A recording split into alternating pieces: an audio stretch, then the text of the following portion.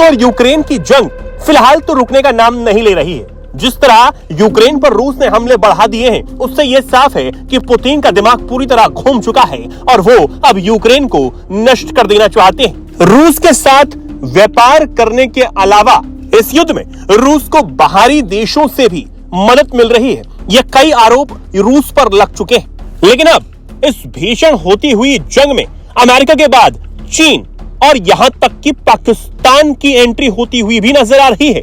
जी हां, सही सुना आपने, वही पाकिस्तान जो भारत से ऑपरेशन सिंदूर के दौरान तो खूब पिटा, लेकिन उसके बाद अमेरिका के कंधे पर चढ़कर उसके बेबुनियादी बोल खूब इस वक्त सुनाई दे रहे हैं। दरअसल दावा किया गया है कि पाकिस्तान और चीन की सेना रूस की तरफ से यूक्रेन पर हमला कर रही है और इस युद्ध में लड़ाई लड़ रही है।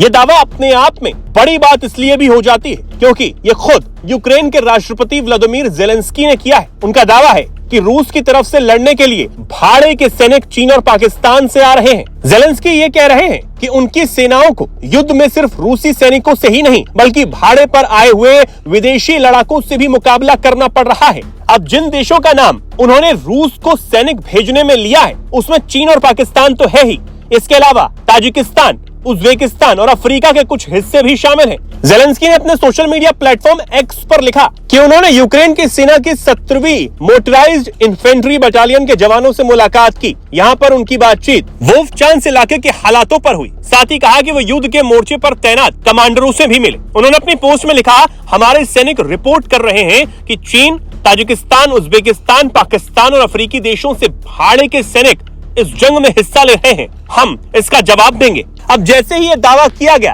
पाकिस्तान की तो हालत ही जैसे खराब हो गई और पाकिस्तान ने आनन फानन में ज़ेलेंस्की के इन आरोपों को पूरी तरह बेबुनियाद बता दिया और सिरे से इसे खारिज कर दिया। पाकिस्तानी विदेश मंत्रालय ने अपने आधिकारिक बयान में यह कहा कि अब तक यूक्रेन की सरकार की तरफ से पाकिस्तान से औपचारिक रूप से संपर्क नहीं किया गया है और न ही इस तरह के आरोपों को साबित करने के लिए कोई प्रमाण पेश किया गया है। पाकिस्तान ने अपना बयान जारी करने में बिल्कुल भी यहाँ पर देरी नहीं लगाई क्योंकि अमेरिका के साथ उसके रिश्तों के लिए ज़ेलेंस्की का यह दावा बहुत ज्यादा घातक हो सकता है क्योंकि रूस को मदद करने वाले देशों पर ट्रंप बुरी तरह भड़के हुए हैं, जिनमें भारत भी खास तौर पर शामिल है। अब पाकिस्तान जो अमेरिका का पिछलग्गू बना हुआ है और ट्रंप के लिए कुछ भी कर जाने को तैयार है, उसके ऊपर यह आरोप लगना पाकिस्तान के लिए बहुत ही मुश्किल है। लेकिन अब ऐसा पहली बार नहीं है जब ज़ेलेंस्की ने इस तरह विदेशी लड़ाकों के युद्ध में शामिल होने के आरोप लगाए हो। इससे पहले भी वो रूस पर चीन के लड़ाकों को भर्ती करने का आरोप लगा चुके हैं। यहाँ तक कि यूक्रेन ने रूस की तरफ से जंग लड़ रहे चीनी सैनिकों को मीडिया के सामने पेश भी करने का दावा किया था। करीब 2 चीनी नागरिकों को पकड़ने का दावा यूक्रेन ने किया था और कहा था कि ये रूस की तरफ से यूक्रेन के खिलाफ जंग लड़ रहे हैं। लेकिन इन दावों को उस वक्त चीन ने पूरी तरह खारिज कर दिया था और अपने नागरिकों के जंग में शामिल होने की बात से साफ इनकार कर दिया था। लेकिन इसके अलावा उत्तर कोरिया का भी नाम सामने आ चुका है कि वो अपने सैनिकों को रूस यूक्रेन के खिलाफ मदद के लिए भेज रहा है।